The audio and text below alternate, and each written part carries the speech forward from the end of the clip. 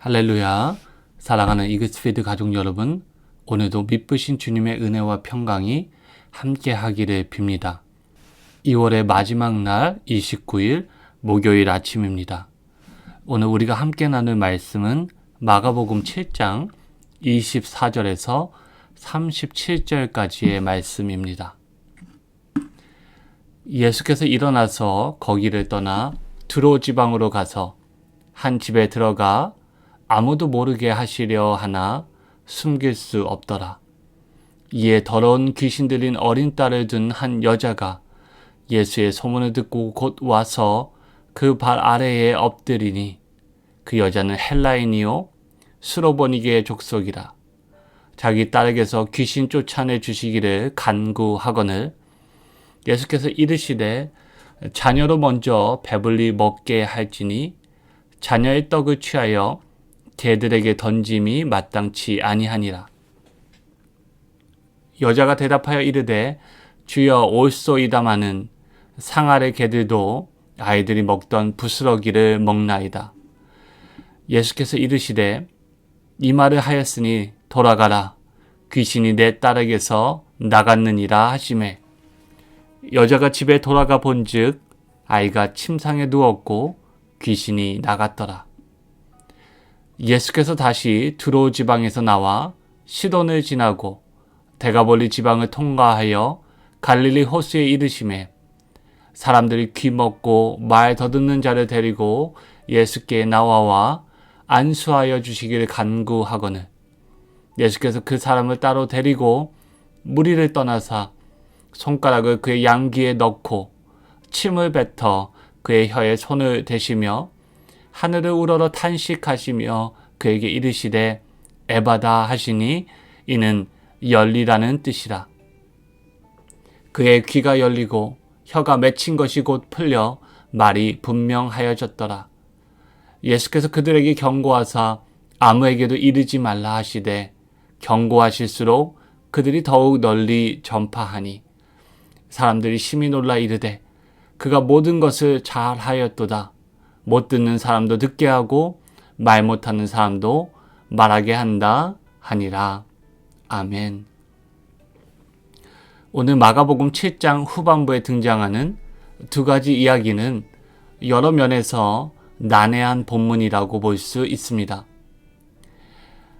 예수님이 수로보니게 여인에게 보이신 반응이 전형적이지 않은 것과 예수님이 또 못 듣고 말 못하는 데가볼리 지역의 한 남성을 치유하신 방식에 있어서도 그러합니다. 두 사건 모두 크게는 마가복음에 등장하는 치유의 사건에 속합니다. 치유를 받은 대상은 수로보니게 여인의 딸 아이와 데가볼리 지역의 한 남성입니다. 공통적으로 이 사건 모두 이방 지역에서 일어난 사건이기도 합니다. 이 모두를 간단하게 추려서 정리한다면 이제 예수님을 통해 도래한 하나님 나라가 성별, 나이, 그리고 지역의 경계를 넘어서 점점 확장되는 모습을 보이고 있다는 것입니다. 오늘은 수로보니게 여인에 관한 본문을 중심으로 함께 말씀을 살펴보기를 원합니다. 수로보니게 여인은 오늘 본문이 말해주는 바와 같이 로마 제국의 시리아 지역에 속해 있는 두로와 시돈 지방 사람입니다. 유대인은 아니었지만 예수라 불리는 한 유대인의 치유 사역에 대해 전해 들었습니다. 그녀는 때마침 그 예수님의 도움이 절실했던 그 순간 자신이 살고 있는 지역에 방문하신 예수님을 찾아 나섰습니다. 그녀의 사정은 자신의 딸이 귀신 들려 깊은 괴로움에 빠졌다는 것입니다. 수로보니게 여인은 자신의 딸 아이를 위해 예수님께 믿음을 두고 그분께 다가가 그분 앞에 엎드려 딱한 자신의 딸의 사정을 아릅니다. 그런데 이때 돌아온 예수님의 반응이 굉장히 의외입니다. 그녀를 향해 상당히 도전적이었던 것입니다. 직접적이지는 않지만 예수님께서 마치 자신을 개에 빗대며 말씀하시기를 자녀로 먼저 배불리 먹게 할지니 자녀의 떡을 취하여 개들에게 던짐이 마땅치 아니하니라 라고 말씀하셨기 때문입니다. 평소와 달리 온정이 넘치지 않고 또 정제되지 않은 이 예수님의 언어를 두고 많은 학자들이 다양한 풀이를 내놓았습니다. 한 예로 역사적이고 사회적인 측면에서 이 예수님의 말씀을 바라볼 때 당시 갈릴리와 드로의 경제적인 관계를 나타내는 표현으로 보기도 합니다. 예수님 당시 갈릴리 지역에서 생산되는 생산물을 스로보니게 여인이 속한 드로에서 헐값에 사들여 비싼 값에 다른 곳에 되팔아 큰 이익을 남겼고 또 그러한 경제적인 불균형을 비판하는 표현으로 보는 해석도 있습니다. 한마디로 가난한 유대 갈릴리 지역의 떡을 취하여 드로의 부한 도시 이방인들에게 주는 것이 마땅치 아니하다라는 의미로 말씀하셨다고 보는 견해도 있습니다. 좀 더 급진적인 해석으로는 이 말씀을 두고 예수님께서 스로보니게 여인을 대면한 그 시점까지는 여전히 예수님께서 이방인 선교에 호의적이지 않고 되려 어떤 면에서는 부정적인 관점을 갖고 계셨다고 보는 학자들도 있습니다. 요지는 많은 학자들이 이 스로보니게 여인을 향한 예수님의 말씀을 두고 여러 가능한 해석들을 제공하려는 시도가 있다는 점을 말씀드리고 싶습니다. 하지만 오늘 단락을 이해하기 위해서 우리는 지금까지 마가복음 가운데 통일성 있게 이어져 온 몇 가지 중요한 주제를 놓쳐서는 안 됩니다.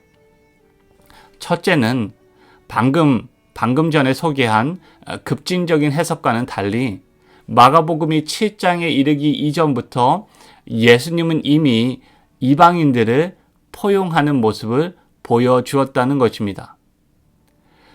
오늘 7장에 바로 근접한 맥락에서 우리는 손 씻는 문제로 촉발된 서기관과 바리새인 그리고 예수님 사이에 정결법 논쟁을 통해 짐작할 수 있듯이 모든 음식물이 깨끗하다 선포하신 예수님은 이방인을 배제하기보다는 포용하는 모습에 가깝다고 볼 수 있습니다. 내일 함께 살펴보겠지만 마가복음 8장을 보시면 이전에 5,000명을 먹이신 예수님께서 이번에는 이방인의 땅에서 굶주린 무리들을 보시고 동일하게 긍휼한 마음을 품으시며 그들을 수천 명을 먹이시는 모습이 그러한 모습의 증거라 할 수 있겠습니다.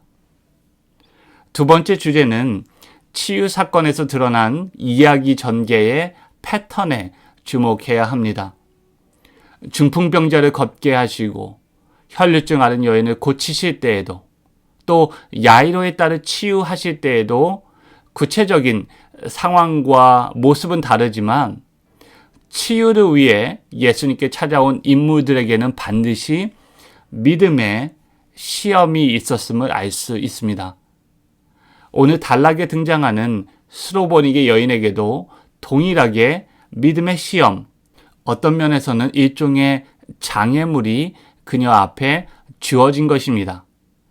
그리고 공통적으로 그들은 믿음으로 그 장애물을 극복하는 모습을 보여주었습니다. 앞에 놓인 장애물에도 포기하지 않는 믿음이 마가복음에 등장하는 치유 사건의 중요한 패턴인 점을 고려한다면 오늘 본문에 기록된 예수님의 도전적인 언사 역시 스로보니게 여인에게 주어진 일종의 시험이라고 할 수 있습니다. 중풍병자를 짊어지고 온 4명의 사람들과 혈류증 앓은 여인과 또 야이로와 같이 스로보니게 여인 역시 이 주어진 장애물에도 불구하고 믿음의 시험에도 불구하고 예수님에 대한 믿음을 포기하지 않는 모습을 오늘 본문에서 우리는 볼 수 있습니다.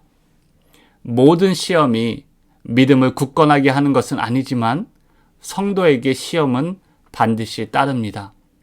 시편 기자 역시 의인은 고난이 많으나 여호와께서 그 모든 고난에서 건지시는도다 라고 고백합니다. 우리는 믿음의 시험 앞에서 야고보서 기자의 고백처럼 믿음의 시련이 인내를 만들어내고 그 인내가 우리를 하나님 앞에서 온전히 구비하고 부족함이 없게 하려는 것임을 알고 포기하지 말고 믿음으로 극복해 나가야 할 것입니다. 오늘 스로보닝의 여인에게 보여주셨던 예수님의 말씀에 대해 한 가지만 더 살펴보겠습니다. 우리 역시 스로보닝의 여인과 같이 삶의 중요한 순간과 인생의 어려운 문제에 직면하게 됩니다. 그때 존경하는 분들과 지혜가 깊은 사람들을 찾아가 우리가 마주한 문제를 들고 상담을 요청하고 또 조언을 구할 때가 있는데 종종 그 돌아오는 질문에 대한 답변이 진부하고 또 그저 피상적일 때가 있어서 실망할 때가 있습니다. 물론 평범한 대답이 모두 틀린 것은 아닙니다. 하지만 오늘 예수님이 스로보니게 여인에게 던지신 답변은 상당히 도전적이고 또 낯설게 들립니다. 익숙한 치유 사역을 행하시지만 스로보니게 여인에게는 새로운 언어와 문법으로 그녀에게 다가가셔서 그녀로 하여금 놀람과 경이가 있는 창조적이고 변화를 가능하게 만드는 믿음의 고백을 탄생시키는 그 지혜로우신 예수님의 모습을 오늘 본문을 통해 확인할 수 있습니다. 아마도 후로는 그녀가 예수님과 떨어져 다시 만나지 못하였을 개연성이 높지만 그녀를 향한 이 예수님의 말씀은 그녀의 삶에 깊은 흔적을 남게 만들었을 것이 분명합니다. 대가볼리에서 귀먹고 말이 어눌하여 하나님 나라의 복음을 듣고도 반응할 수 없던 한 영혼을 주님은 긍휼히 여기시고 또 그를 치유하실 때에도 예수님은 의도적으로 익숙한 것을 새롭고 낯선 방식으로 고치셨습니다. 고통의 진원지인 양 귀에 손을 넣고 사람들이 부정하다고 여기던 침을 손에 뱉어 그의 혀에 직접 대심으로 그의 귀를 열고 굳은 혀를 풀어주신 것입니다. 이사야 선지자가 메시아 시대의 도래에 징표로 예언했던 그 맹인의 눈이 밝아지고 듣지 못한 사람의 귀가 열릴 것이라는 그 유대인에게는 그 익숙한 가르침을 예수님께서 오늘 새로운 방식으로 낯선 방식으로 보여주신 것입니다. 바리새인과 서기관들은 하나님의 일하심을 자신들의 전통과 또 율법의 테두리에 넣고 제한하였다면 예수님은 하나님이 그 경계 안에 갇혀 계시기에 얼마나 크고 또 깊은 분이신지 손수 보여주셨습니다. 또 나아가 무리들에게, 사람들에게, 그리고 또 제자들에게 믿음의 대상이신 하나님을 늘 더 깊이 새롭게 알아갈 수 있는 빛나는 지혜를 보여주셨습니다. 오늘도 평범함 속에 낯선 하나님 나라를 깨닫고 또 땅을 벗삼아 살지만 이 땅 가운데 감추어진 하늘의 보화를 발견하는 은혜가 있기를 바라고요. 오늘도 예수님을 통해 도래한 이 땅 가운데 도래한 그 하나님 나라를 스로보닉의 여인과 같이 믿음으로 경험하며 또 대가볼리의 남성과 같이 온몸으로 경험하며 살아갈 수 있기를 축복합니다. 함께 기도하겠습니다. 인간의 생사화복을 주관하시는 하나님 감사합니다. 죄로 죽을 수밖에 없는 저희들을 긍휼히 여기시고 독생자 예수 그리스도의 십자가 죽음과 또 부활하심으로 우리를 구원해 주심에 감사를 드립니다. 그런즉 이제는 우리가 산 것이 아니요 오직 우리 안에서 그리스도께서 사신 것이기에 우리 앞에 놓인 환난과 괴로움을 우리를 사랑하사 자기 몸을 버리신 그 하나님의 아들을 믿는 믿음으로 스로보닉의 여인처럼 견디며 또 감당해 나갈 수 있기를 이 시간 간절히 기도합니다. 스로보닉의 여인의 딸과 같이 어둠과 절망에 사로잡혀 살아가는 이들에게 하나님 우편에서 우리를 위해 중보하시는 예수 그리스도가 있음을 잊지 않게 하시며 우리를 향한 그분의 기도를 하나님 들으시고 응답하여 주시기를 이 시간 간절히 기도합니다. 오늘 하루도 주님께 질문하며 또 대화하며 깊은 사귐이 있게 하시고 그 가운데 평범한 일상 가운데 역사하시는 비범한 하나님 나라를 경험하게 하시며 또 삶의 전 영역에서 주님께서 만지시고 돌보시는 은혜를 누리며 살아갈 수 있기를 바랍니다. 오늘 하루도 믿음으로 결단하며 주신 말씀을 붙잡고 구원의 하나님을 신뢰하며 감사함으로 살아갈 수 있기를 간절히 바라며 우리를 건지시고 우리의 바위시며 방패시요 구원의 뿌리며 산성이 되신 우리 주님 예수 그리스도의 이름으로 간절히 기도하옵나이다. 아멘.